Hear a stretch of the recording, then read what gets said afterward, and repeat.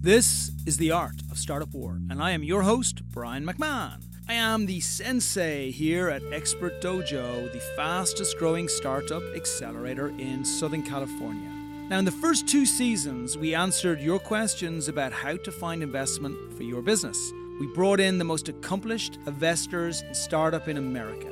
You can find it on iTunes, SoundCloud, and Google Play. Now, here in season 3, we're flipping the script. We're going to hear real stories from entrepreneurs who are in the trenches today. In these episodes, we're going to take our guests through the storytelling model called the entrepreneur's journey. We'll hear about what sparked their call to entrepreneurship, help they received along the way, forces they overcame, dark times and revelations. So join us every Tuesday, 10 a.m. Pacific Standard Time. Start the week a smarter entrepreneur.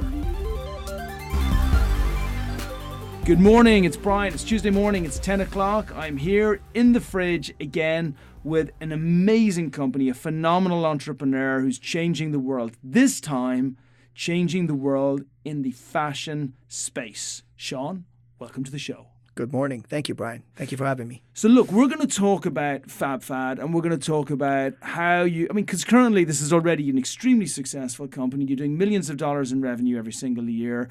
I have spent a phenomenal amount of time with you, so I know the path on how this company is going to go from where it is now to going from a couple of million to many tens of millions to many hundreds of millions of dollars, right? And we're going to go into that in the show and why you've captured such an important segment of the market. But before we do, can we just rewind all of the way back and talk about how you got into fashion in the first place? Yes, absolutely. Like any other story, it began with a little bit of faith. A neighbor of my father had a company, and I was actually in a complete different space at the time. I just finished being in the construction industry, a successful one for many years. And I was actually in between projects. So I was looking into the solar space, trying to change the world in that way, because I thought, solar energy would be great to develop in Southern California. And while I was in the middle of trying to raise about $100 million to catapult that business, I love that. My father came to me and he said, I have a neighbor and he has this company and he needs some help. I think he wants to find a buyer for it. And I did some small business consulting and marketing for people in the past. That was my background. So I went and I met with him at his warehouse in downtown LA. And the moment I saw one of his equipment hit a T-shirt and print ink from a paper into that T-shirt without any screens, without any ink really, mixing any ink or anything, I just immediately fell in love with that technology, which the technology is called dye sublimation.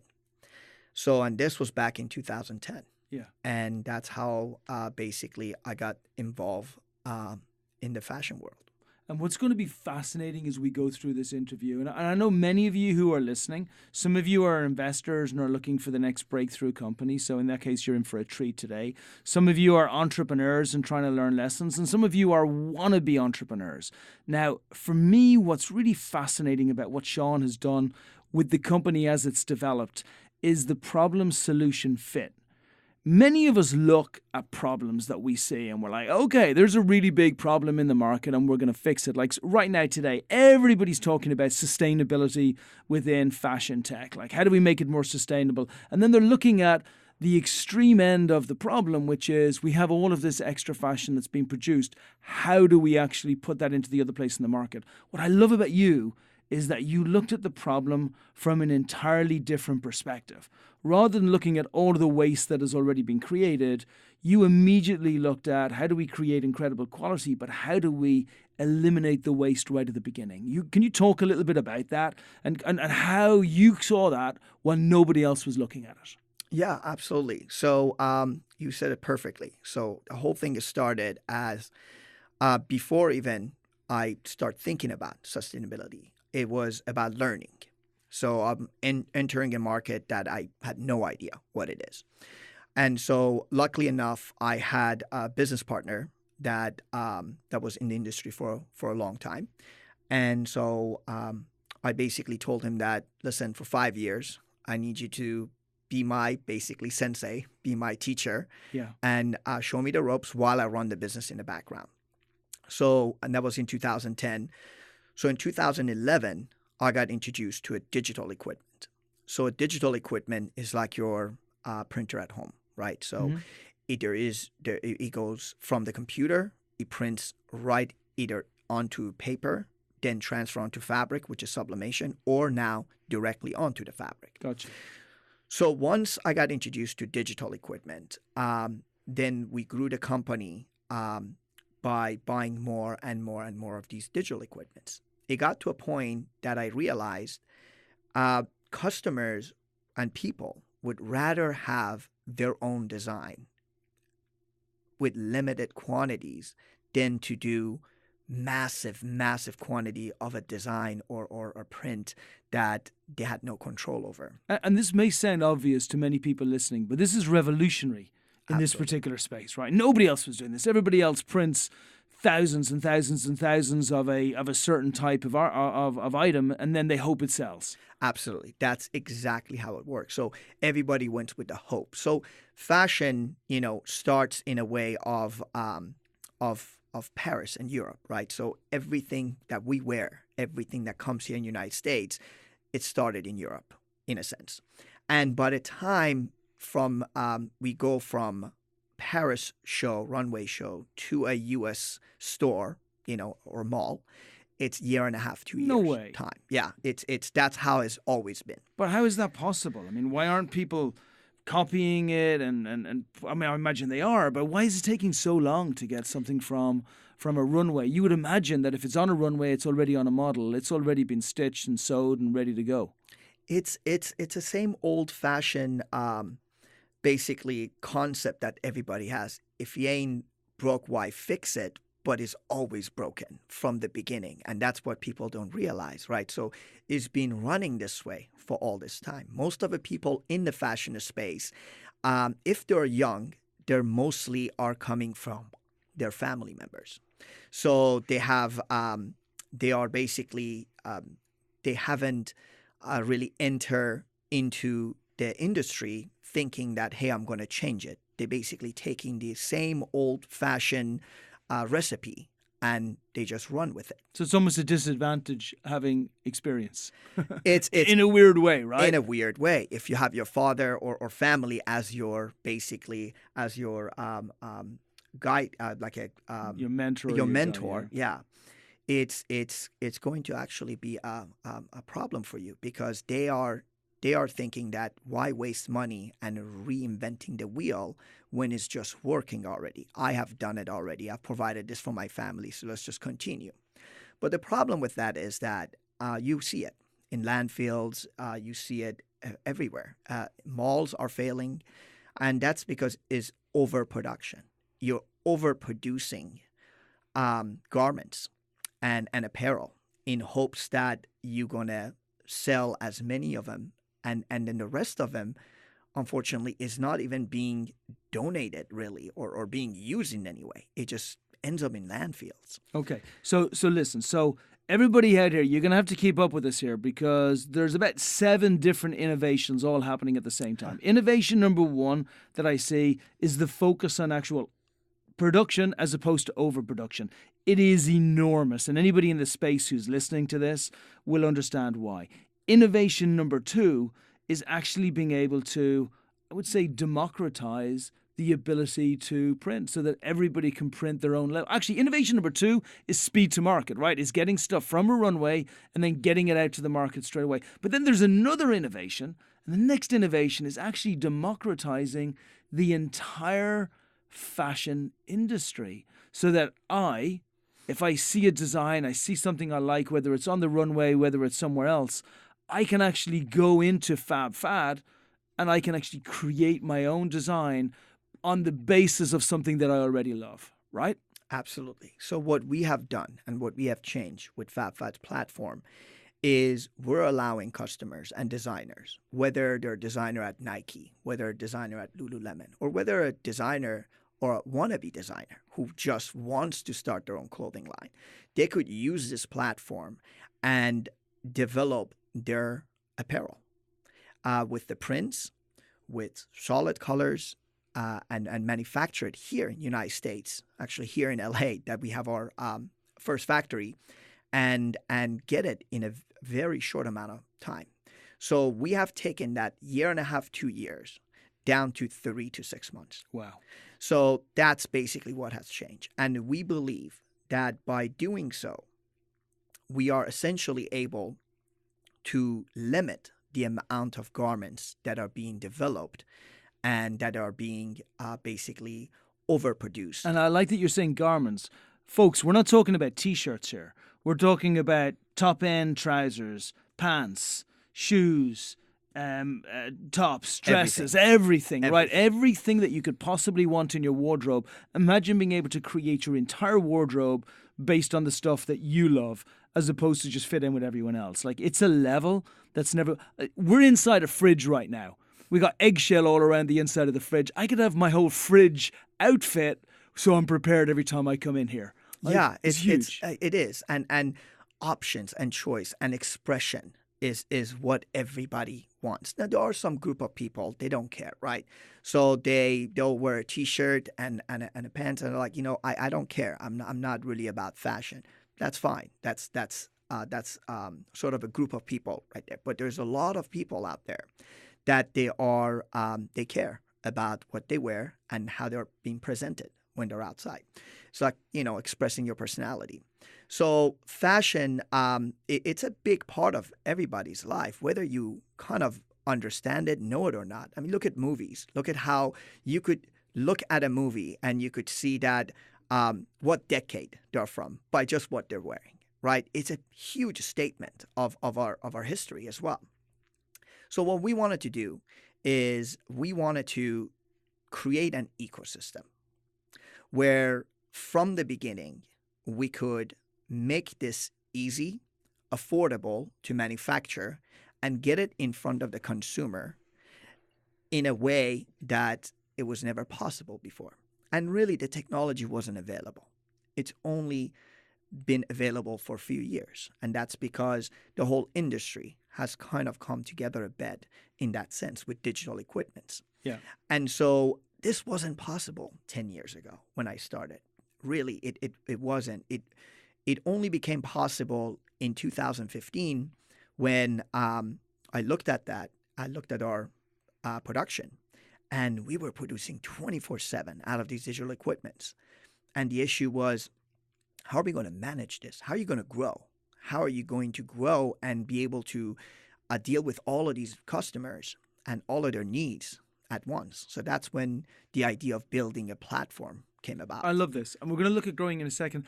I actually want to counter something a little bit here, and not in a Zoolander type way, but in a real life type way. I actually believe fashion is important to everyone. Now, here's what I mean by this. There are people like me, I'll throw on my sweater in the morning, or I'll throw on my T-shirt in the morning. And I would say, does it matter to me if I'm wearing an Under Armour sweater or if I'm wearing a Nike sweater? Probably not a lot. However, the meaning of what I'm wearing is important. So every single person has a different meaning that is important to them in the day. And it may be that we don't care what our stuff looks like on the outside, but maybe we have a beautiful 12-year-old boy that I have, right? And maybe he did a beautiful picture at one time, and that gorgeous picture I would love to have on the inside of my shirt. So I'm wearing it because it's got meaning to me. Maybe I just got engaged to the most beautiful girl in the entire world and we're madly in love, and I want to have some kind of remembrance of what that's all about. Like, what you're doing is taking something which has been extremely stiff and standard for centuries, actually, where it's really been imposed on us what we wear, and we either comply or we don't comply, and you're allowing people to create meaning within what they're wearing every single day. And it could be obvious meanings, just as cool trousers with a nice pattern design outside, or it could be something which is very personal to people themselves. Fair call? That's absolutely correct. You have to... Can I get a job? Because I feel... You know what? I'm going to hire you right now on the spot. Yeah, you're absolutely correct. It's customization in general and being to express Or maybe I went to like Spain and I had the coolest weekend ever and I raved for the whole weekend and it was like my favorite time of my whole life. And there was that nightclub which had a specific sign on the front and I want to wear it because it feels something. Yeah, right? and those technologies are out there too. Let's be fair to companies that they do what we call one-offs. Yeah. But what our platform does is that the designer from a big brand can use our platform and so can you. And that's the difference. So it's both B2B and B2C in a sense. We build a technology that is scalable. And whether we have a minimum of 5 yards. That's it. You only need to, and within that 5 yards, you could actually print 1 yard of 5 different prints. Yeah. In a sense. So there's no limit to amount of artworks. And for garments, we don't have minimums either. You could design and develop one single garment. Amazing. And so the question is, how do you scale it? Yeah. If you have that many orders, how is it possible to do that? And that's what our platform does. Our platform is not a US only platform. It's worldwide. We can basically have essentially our proof of concept, which we have here in LA, all around the world. And that's what we believe in. We believe in that. So I like that. I like that. And I don't want to interrupt, but I want to take it to that place at the end. So now that everybody understands what you're doing, they understand the evolution in the space and how incredibly disruptive you've been. I just want to take it back to the challenges at the start, because you talk about this as it's a live business, because it is today. But building this monster has got to have been incredibly difficult. So, and I'm talking like the buying of the machines. These are not $50 machines. These are $100,000 plus machines you're building.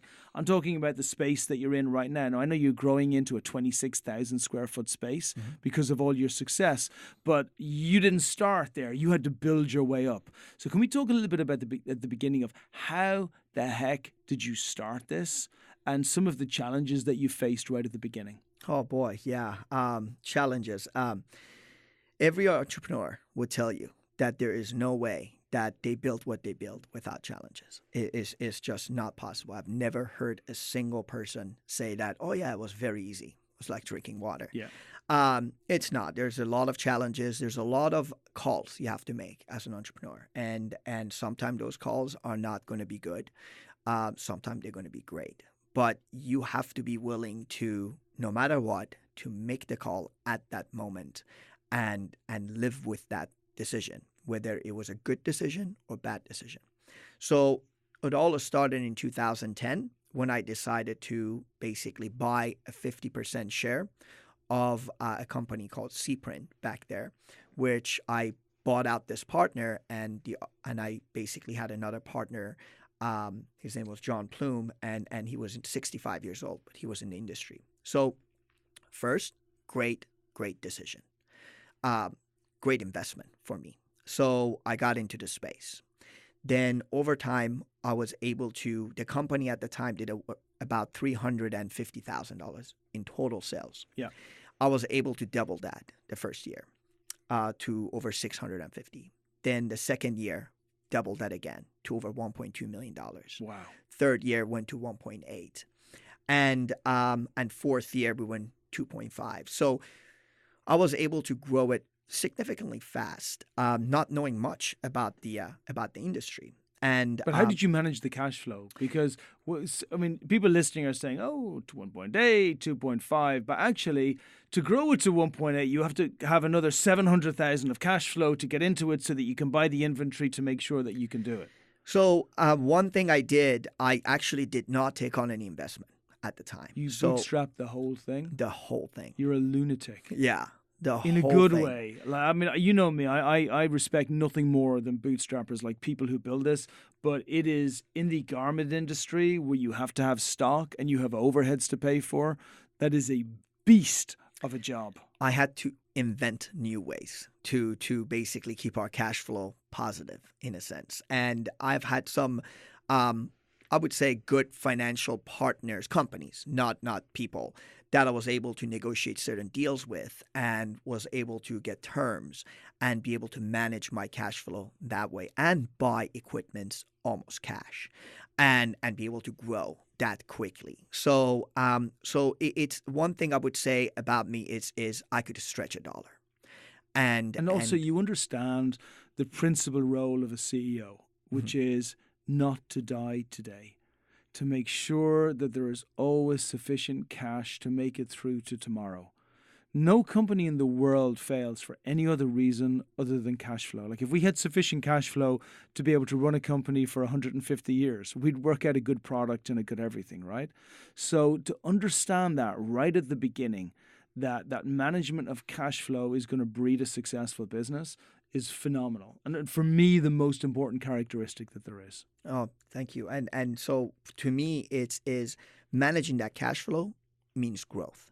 You have to bring in new revenue. You have to attack that. You cannot rely. You can't sleep one night thinking that you're an autopilot now. How did you do that? It was, I'm very driven and I'm very passionate. So once I fell in love with this industry in 2010, there was no going back. I have had cousins and family members a few times there was been some difficulties and they were like, man, why don't you just quit and just join the rest of us in a world where we get paid? And I could never do that. It's not in my DNA. The word fail it's not really encoded in my DNA. So let me clear that. That's not meaning that you don't fail. It just at the end completely giving up and say, I'm going to throw the towel. That's just not in me. So I'm going to do everything I can to make sure that succeeds. That means putting 16, 18 hours a day. That means that, times that I learned everything. There was nothing in my company that an employee could do that I couldn't do myself. Beautiful.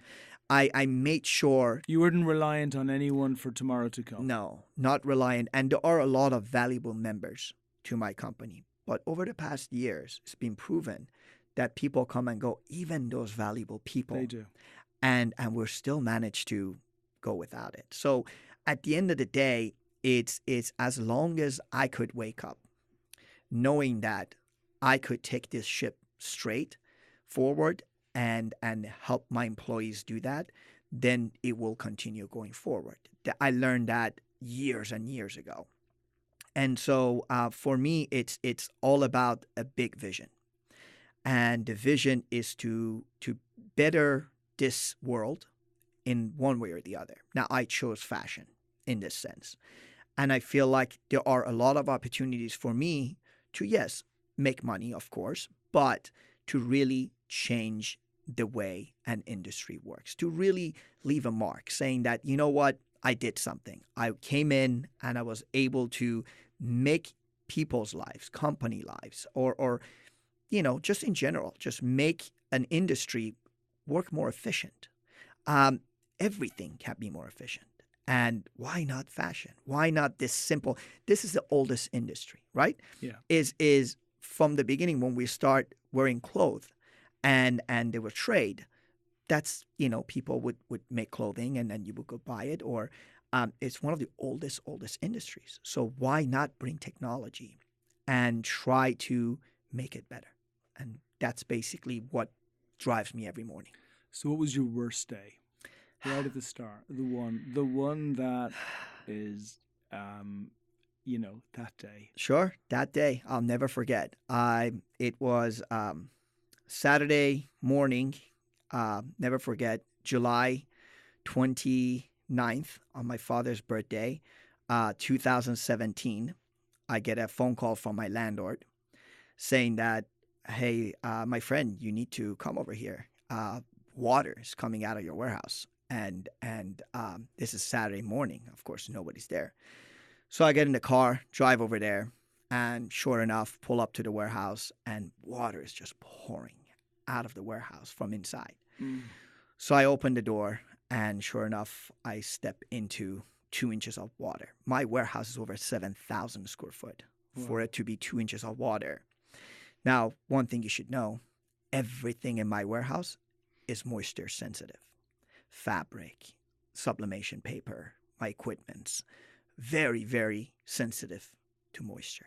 And so I walk in and I see there's a hole in my skylight, and the water sprinkler keeps pouring. So obviously there has been a fire that the sprinkler was able to kick out, but the sprinkler never got shut off. So for about 10 hours, water was coming in and flooded the entire warehouse, square foot to square foot, everything end to end was completely flooded. And so, and basically that's it. That's game over. Yeah. Now, insurance, everybody knows how that goes. It's not like they could get you You back. ain't going to survive it. It No, takes ages. no. If you're- I'm if you're still lucky enough to dealing get with it. the insurance to this day, by the way. Wow. This is 2 years ago. I still haven't got paid, but that's a whole nother story. But what do you do at this moment when everything you built for 7 years just destroyed in a moment, just like that? You walking in, and I just didn't know what to do. And then, you know what? It went through my head that night. What am I going to do with all the families of all my employees that they rely on me and them to be able to, pay their rent, their mortgage, their life? How are we going to do that? So there are only two choices a man can make at that point. It's to throw the towel, say, you know what, I'm just going to deal with the insurance. Some people say, what's done is done, and It wasn't my fault. It wasn't There's my no fault. blame. It's not a real failure. It happens. I'll come back and Correct. do the business in a year's time or Correct. 2 years' time when I get paid. Yeah, and once I found out what actually happened, we have cameras there. So when I pulled the cameras, we saw that, it was kids in the neighborhood shooting fireworks. One of the fireworks lands on the skylight, burns the skylight, then the melted plastic falls on an office space down below it, and that catches on fire, and then the water sprinklers come. So look at the luck. How unlucky you had to be. How unlucky do you have to be that this would happen to you? And we're talking about hundreds of thousands of dollars in damage. We estimate more than $750,000 was our cost. Give me a break. Could be, yeah, $750,000 to $1 million. I mean, forget about loss of business. Just in material, in equipment, in everything else. So everything you built now is gone. Now, you don't have the cash to or you don't have investors to say, hey guys, this is what happened. Can you give me $1 million? Let me get this going. How can you do it when on Saturday you find out? How can you start your business on Monday morning? So that's what I did. Sunday night. I don't know. Sunday night. I'm thinking, I don't know. I'll be hiding. It was rough. So Sunday night, I decided that I'm going to be there at 6 a.m. Monday morning. And as a matter of fact, actually Sunday, on Saturday, I started cleaning up already. I called a couple of my guys and they immediately took all the water out. So within 24 hours, all the water was completely out of the warehouse. And we had no electricity. I had to shut off all the electrical. So on Sunday night, I went to the warehouse and I was looking around in the dark. And I said, I'm not going to let this be the end of this. So Monday morning, 6 a.m., I only got 2 hours sleep, by the way. I went over there. I told my workers to certain group not to come in. I said, just give me a couple of days and you will come in. And this is what I told them. I will pay you. I will pay everybody their salary. Just stay at home. So I brought some additional people and we start to see what I need. So I made a phone call to one of our financiers. So they basically do essentially invoice factoring. Yeah. And they were doing some invoice factoring for us. So I called him and I had a very good relationship with them. And I called him and said, listen, there's a simple choice here right now. We basically lost everything. So for me to go and ask for my clients to pay us and pay you will be very difficult. Or we have another choice. I could get this company up and running in less than 2 weeks. I need you to right now, without questions asked, wire me $100,000. And they said, okay, no problem. We trust you. They wire me $100K. I had some money as well. I put in some of my own money in there as well. I essentially put together close to $350,000. And I was able to, within about a month, and I was able to get all new equipment, get everything back and running in less than 2 weeks. I would call my clients. My number one client was freaking out. They lost a lot of inventory. And they're like, how are you going to get this back? How are you going to get us back? We need production in 2 weeks. I said, I will get your production done in 2 weeks. Like, how is that possible? Like, I will do it. Just give me 2 weeks. Don't pull out. Don't go anywhere else.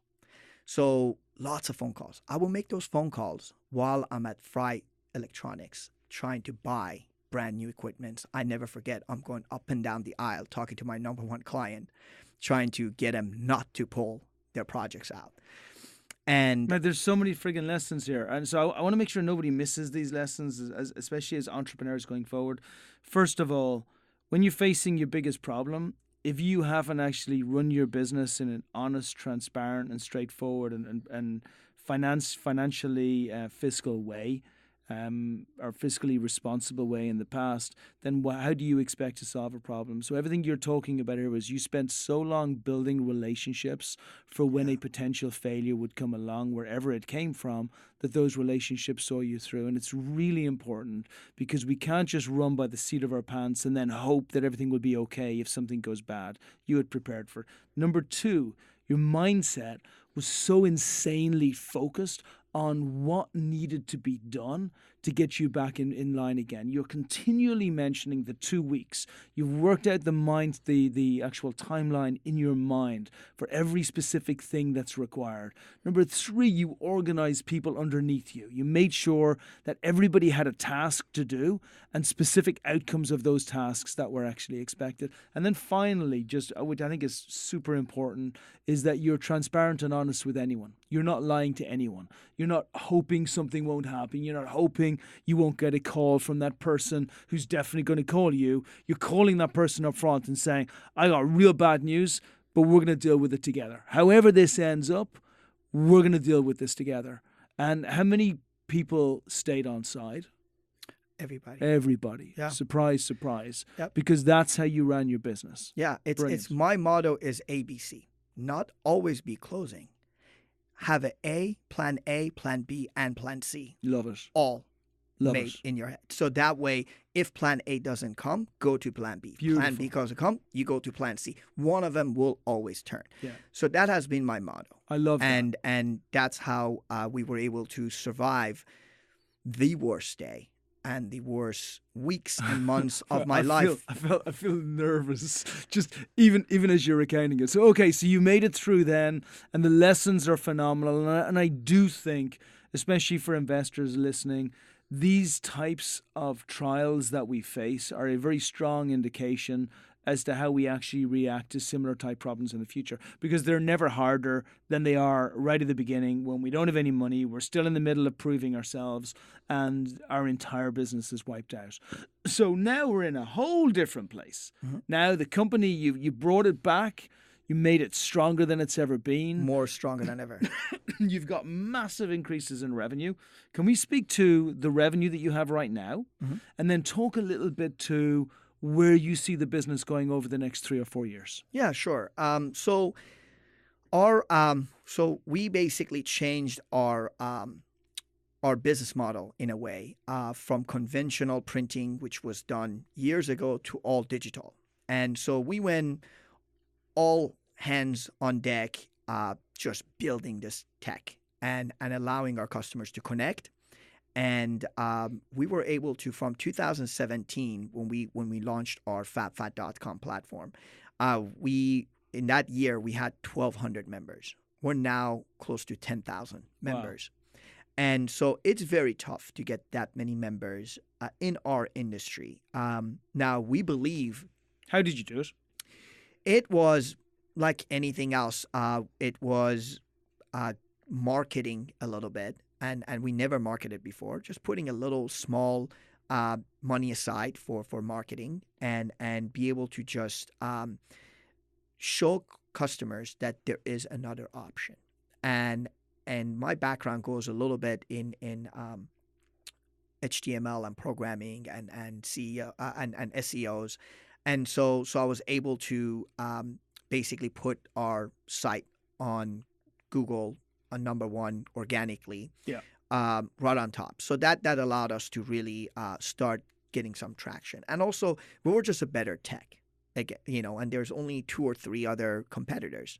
So we were just a better, more attractive kind of a system where is lower cost, better service, faster service, and also it allows the customers to do 5 yards or 5,000 yards, and Right. no other competitor has that capability. Right. And so that's where the revenue start growing and growing and growing again, and we basically essentially pay back all of our debt and we became cash positive all in all in 2 years. So, and that's very difficult without having investment or without having anything. It's not possible. It's very, very, very difficult. So I love how understated you are. Like, I don't know anybody in the garment space that hasn't raised money that have actually managed to achieve what you've done with the increases of revenue. So what comes next? So what comes next right now? So what we wanted to do, we wanted to really continue developing new tech. And so we did a proof of concept of artificial intelligence plus image recognition app. And to be able to essentially even shorten that 6 months to down to only a month or 2 of production or printing. So now it's time for the raise. Now finally we are to a point that yes, we need to raise essentially millions of dollars in the next I would say 12 to 18 months, and with our seed round and then a Series A, hopefully sometime in 2020. And what's that going to do? So revenue in 2018 was how much? So revenue in 2000 was 2.8 mil. Beautiful, incredible, just phenomenal. And so we're trying to do 4.4 to 4.5 this year. And with when we're trying to do a seed round of 850, and with that seed round for this year, I think we could double that revenue. So I think we could actually be close to $10 million once we actually raise the funds. And then where does it go after that? Like, what's the potential here? We're watching, it's really interesting. Over the weekend, I was watching the IPO that's happening for Lyft versus Levi's IPO. Yeah. And it's so bizarre because the IPO for Lyft is like, Lyft has never made any money. It's I don't even see how they can ever make money in the future. The technology has grown over a short period of time. And then you look at Levi's, which is this phenomenal company with a huge amount of revenue, great profits. It's been around, like, solving a huge problem at its time. And it's IPOing for many, many billions of dollars. Like, within the fashion space, and I think that's also what people don't understand, is that if a niche can be found and you can really get such a strong brand that your audience love you for what you do, then there are IPOs of $1 billion+ which are very, very plentiful. Yeah, absolutely. And I wasn't thinking that big up to about a year ago. And what changed?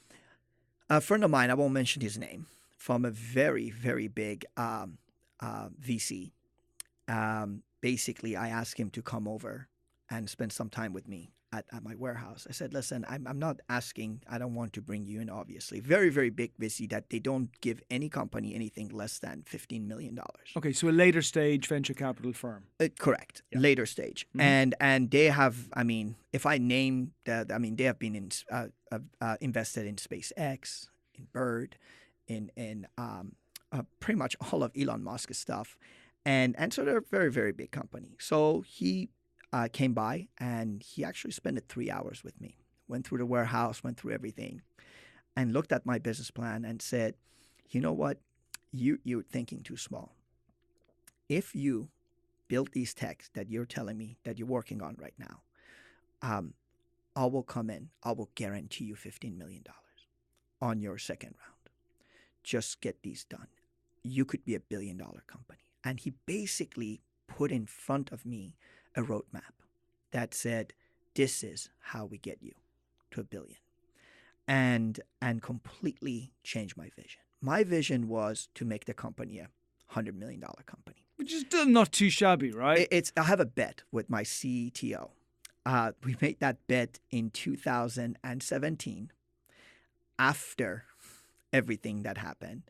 And I told him, listen, I'm going to make us $100 million in revenue in 5 years. That was my bet with him. I said, if I do that, you give me $500,000. And if I don't, I'll give you $100,000. Oh, right? That's okay. So that was the bet that we put in. And so that was my goal. My goal Did he say yeah? was to, he said, sure. He said, he laughed. He goes like, okay, yeah, sure, Sean. Thanks for the $100,000. He doesn't know you're going to be knocking on his door. Yeah, well, no, he's still You the owe me, CTO buddy. of the company. So, yeah, oh, absolutely. I will not forget that bet.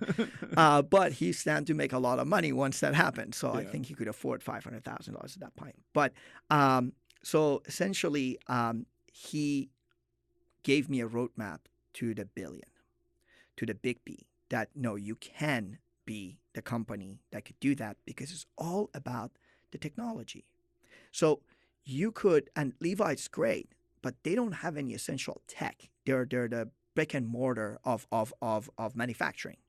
And you could only manufacture so much, right? So, and you're just one brand. Yeah, right. So what if my technology could bring hundreds of Levi's on board and take a very small percentage of running them in that ecosystem? What would that be? What would that be a value? So we are set as a C Corp to go public. My goal now is to go public in 5 to 8 years. Beautiful. And we think that we could be the next $1 billion. People call it a unicorn. I said, no, a unicorn's a magical thing. There's no magic that's behind this thing. It's just it's hard work and well, it is what I call exquisite execution, right? Every single day from when you've started to now is all about execution. Yeah, it's that, and another one is partnership.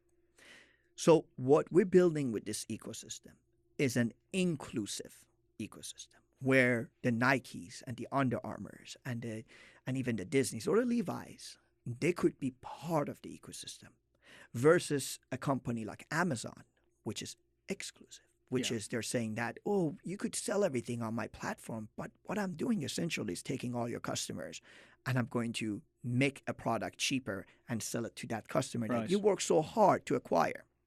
So what we essentially trying to build on the other side is a real partnership.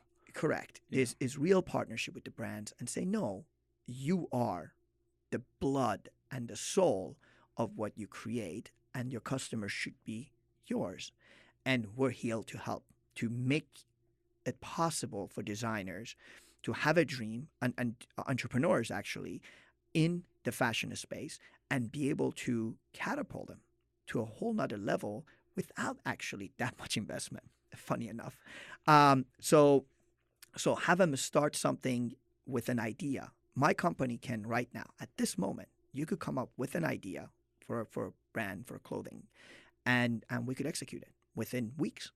And this happens every day.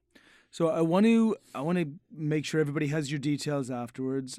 I can proudly say that you were the last company that we took into the venture studio this year. We maxed out. For us, this is, in our opinion, the future of fashion. We believe that you're like a fast-moving speed train, and we're just lucky to be able to hang on to the back of you. So while you're doing this incredible journey, we already have it out with a bunch of investors who are all in the middle of due diligence. I'm very happy anybody who ever wants to reach out to me about FABFAD and ask me for my opinion either on Sean or on the company. I'm very transparent about it. You can always do that.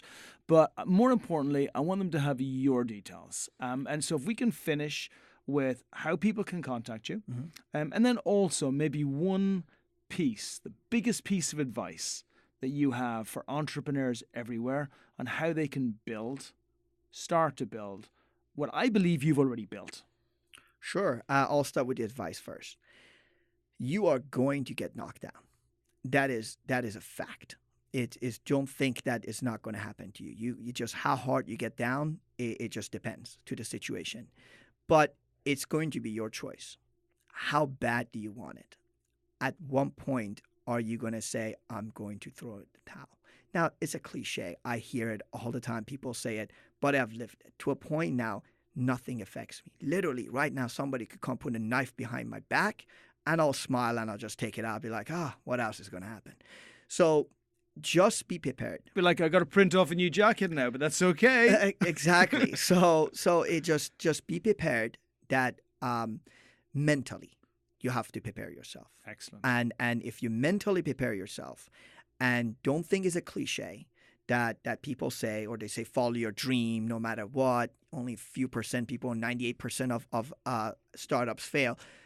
Don't think about that. Think about how can you be the 2%. The 2% is the ones that they don't give up and they don't think that that there's something against them. So that the universe is working against them. The universe is the universe. Nobody's against you. And the only person can be against you is you. So if you decide that it's too tough for you and it's too rough for you and you can't take it, then just know that you gave up. Beautiful. That's it. And to contact me, our website is FABFAD, which is FAB as boy and then FAD as dog.com. And we have many ways that people could contact me directly through there. Or if they want my direct email, which is Sean, SEAN, @fabfad.com. And I'll be happy to respond to anybody's direct emails. Beautiful. Sean, it has been a pleasure. I am so friggin' pleased to be with you on this journey. We're going to crush it over the next 2 to 3 years. Anyone who wants to join us, you know how to catch Sean, and reach out to me anytime. Until next Tuesday.